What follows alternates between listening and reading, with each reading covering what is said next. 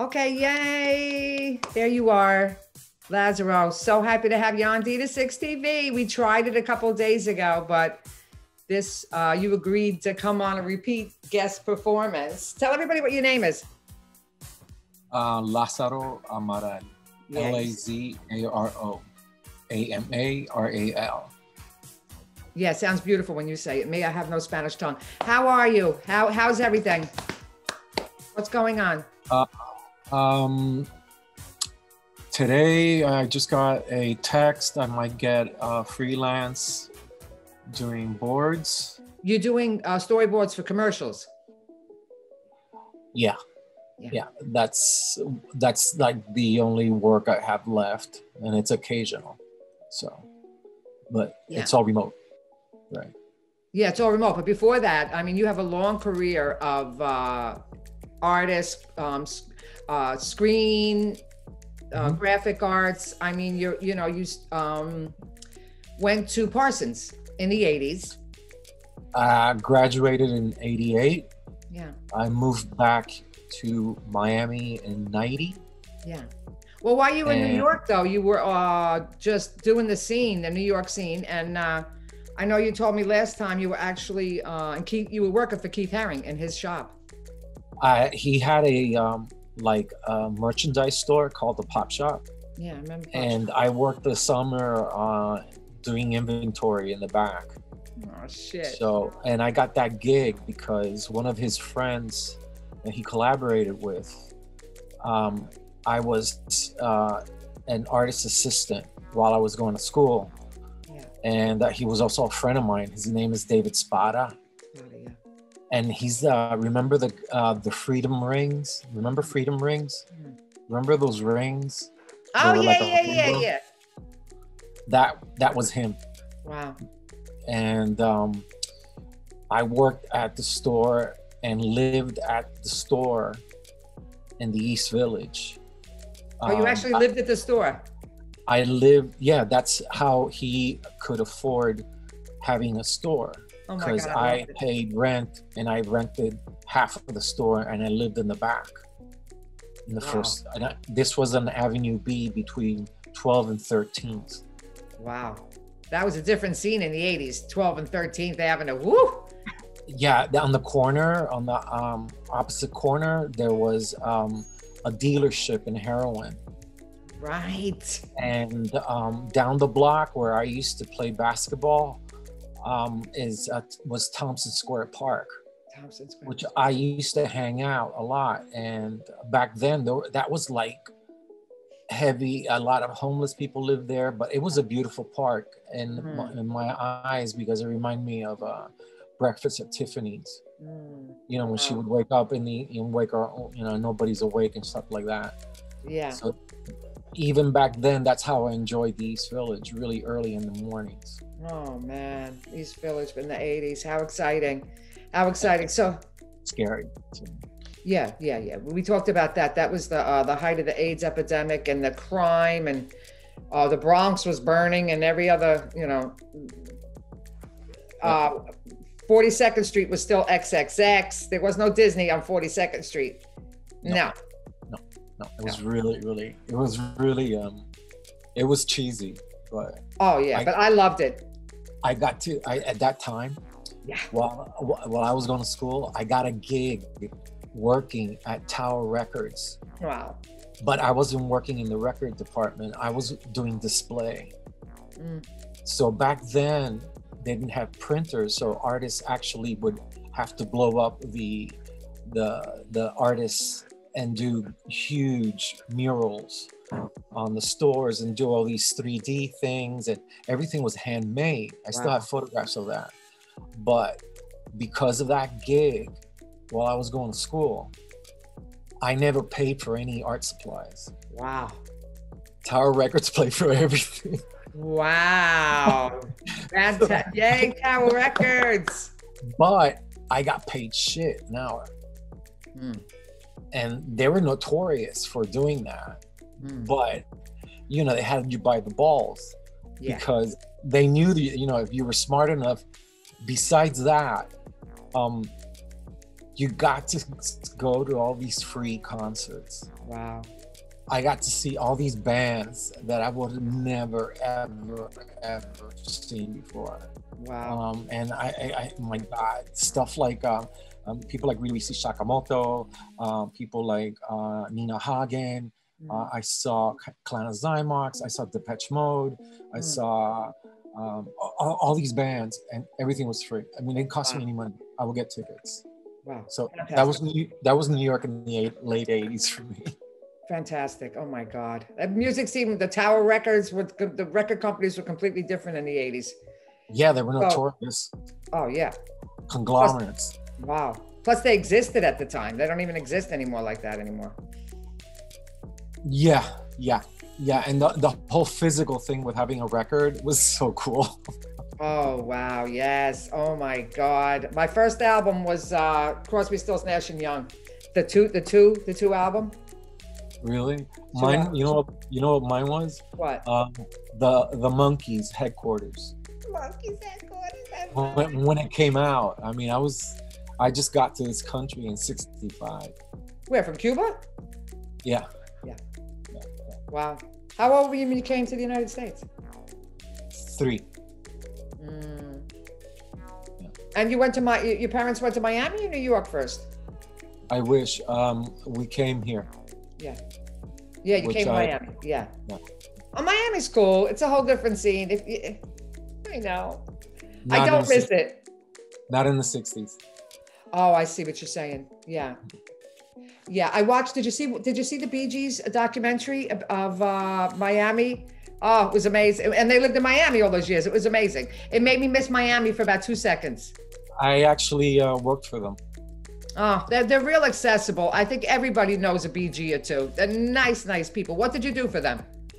I did. They did a Bee Gees Unplugged for VH1. Wow. And I was the art director for that. Oh my God, that was awesome. All in Miami. That was shot in the Biltmore Hotel. You know where that is in Coral Yeah, Gables? of course. Yeah. Coconut on the other side, all the way in the big loop. It's the Coral Gables where the Gables, yeah. Yeah, where the golf course is at. Yeah. The historical building. Yeah, I know where the building. Super exciting. Oh wow. So you were the art director. But that was in the '90s. I was doing a lot of work for MTV. Oh man, I loved when MTV came out. MTV changed everything. Yeah, when I worked for them here, I got to meet the Cranberries. I got to meet Hole. I got to meet Brian Ferry. Hole! Wow. So it was really cool, and they were right on Lincoln Road, and my studio was on Lincoln Road. Amazing. I think that was the best and coolest. That was what I can guess my closest to the biggest, most exciting art scene. Yeah, it was great. Miami had an amazing art scene on Lincoln Road. In the '90s. Oh yeah, I mean, I was really pleasantly surprised because I'm an art nut. And yeah, you were working right there on Lincoln. You were part of it. Yeah, I was part of it. I worked at every restaurant on Lincoln Road. Forget it. And then I started working in fashion, and our office was out of the Van Dyke on top. You worked for Teddy. I worked for Teddy and Derek. I hit the fashion scene right at a great time in Miami. There was a fashion shoot on every corner for a while. Yeah, I remember. There was at that time in the early '90s, I started doing PA work for fashion shoots. Yeah. So one of the early gigs that I got was during that famous photo shoot Vogue did right on Ocean Drive on the beach with Lisa Evangelista, Kate Moss. Wow. And we did some of the backgrounds that they set up, and we just got hired to do all these backdrops, create all these just colors, mixes of colors, and blotches and stuff like that. And they would hang it up and they would photograph and stuff like that.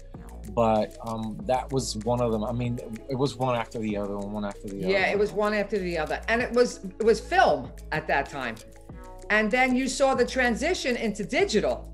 well, I was working in the fashion, and the camera guys popping the film in the cameras left, and the big digital screens came out, and that was the transition from that, you know. Yeah.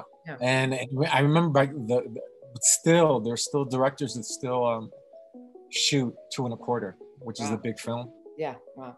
Rare though, it's rare. I have a friend that still does that. Yeah, wow, good for him. And he has his own lab and the whole 9 yards. And, wow, you have to have your own lab. That's really like glitchy right now. There's a lot of artists that are coming back doing that. Oh yeah, like records. I love it. Everybody now is buying records because they want to live that. But the thing is, like, you have to have the space to have records. You know. I have boxes and boxes and boxes of records. I actually brought some over to that famous secondhand record shop in Manhattan and tried to sell them. I opened up the trunk. He said, honey, I got all of these and 10 of all of these. So things have changed. Things have changed, yeah. Yeah, there's a record store opening there's a record store opening in front of my 2 properties in North Miami. It's already open, and they'll buy anything. Oh wow. They will buy, and if it's like, I have one record that is David Bowie's Space Oddity with the poster inside. Wow. From 1971. Oh my God! Wow. And I know it's worth like $500. I have stuff like that. Wow, wow. And David Bowie's passed, so it's worth even more. Oh my God! I can't believe David Bowie's gone. I can't believe it. I got the Diamond Dog album that opens up. Wow. You know, stuff like that, like really. Wow. Yes, I have the Sgt. Pepper that opens up. Oh shit! I got the Sgt. Pepper, but I don't know if it opens up or not. I still have I have all that stuff in my attic and crates. Man. I'm gonna shoot a film in March, and I'm gonna go past strawberry fields and stuff like that. It's gonna be a homage to Central Park in New York. I used to hang out in that area because you know that building that's right there in the corner? Oh yeah. The Bergdorf and Goodman? Oh yeah. I used to work there. I used to do windows there. Oh, and Bergdorf Goodman, my favorite windows? In Bergdorf Goodman by the park? I used to be one of the slaves that worked there. Oh my God, they're my favorite windows. I just saw them the other day. It's right on 5th Avenue, right as you go into the park. Like this is like 86, 87. I was one of the guys that would take down the mannequins and dress them up, fix them up, and paint the whole thing. Help the art what a career you've had, my God. What an amazing career, seriously. And I'm a big fan of your current work too. I love your work. Thanks. And and this is really cool, but your studio is just like jam-packed with all your art through all the I wanted to tell you, I rented out my space. Oh, you did? Hold on. Would you put that? It's my cat, one of the cats. Before this insanity started, November, I kind of knew that something was going to happen, and I rented out my studio and shut down my business, and that's how I'm living, because all my work started like before I even did that. My job, they said we're locking up the museum, and I lost my job. Stuff like freelance is gone. Yeah. So I got to reinvent myself. So hopefully the digital stuff is going to be coming. I want to get more into how I can start learning how to design, using Java and stuff like that. But I want to learn. Maybe I could hire you to do the transitions for my movies, and you could do a nice New York sketch, and I'll go to the next scene. Well, that's what I wanted to talk to you about. If you want to start if you come up with some kind of small script. I have a small script I'm writing. Yeah. Write something small, and I can start doing your boards. Oh, I have a 5-page script. Well, think about it. How are you going to do it by scenes? Yeah. I have the scenes in my head, and it's yeah. Let's think about the opening scene in 20 frames. Okay, then send me that. Yeah. And then we'll have another meeting, and then I can start making notations. Oh, fantastic. How I draw the frames. And honey, not so, and storyboards, yes, but I would love to hire you for to maybe do the opening poster, and then each transition has like a cartoon drawing of certain, the last scene in New York, and then I go to the next scene. I think that would be really a lot of fun. A drawing of New York? What do you mean, like a cartoon? Like you'd have currently. Line drawing? Like you have currently, like you see it being drawn, and then the thing ends, and it ends, and then it goes to the next location in New York. Okay, that still has to be. I have to tell you. You have to board it out visually. You have to board it out. I will visually board it out. I'll board the process. Will I'm not gonna be, we'll work out the process. I'm not even shooting until March, second week in March. So we'll have time to do it correctly and right. Right. So think about just boarding the entire thing out. Okay.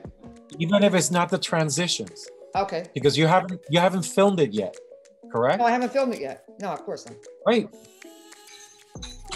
Yes, I have to do storyboards. Yes, I understand the process. Yeah. And we can document it that way, and you can make a film of us making this process. Love it. Which is something that I can use and put it on my website. I'm down. I'm down. All right, so it'll work for the both of us. You need to give me some kind of breakdown within a week. All right? I have to give you a breakdown now? No, within a week. Well, let's just wait till after January, and then I'll start. Okay. Let the holidays get over, the New Year's get over, and then I'll start the breakdown for sure. Okay. Oh, fantastic. Right. Oh, okay. I love it. I love it. I love it. I love it. All right, darling. Yay. All right, cool. So I'm going to end here because it was such an exciting, and people don't like to listen after like 20, 25 minutes. But fantastic career, fantastic journey. And, when this breaks, don't worry, honey, it's going to be exciting times again. Love you. All right, bye. Bye, baby. Bye.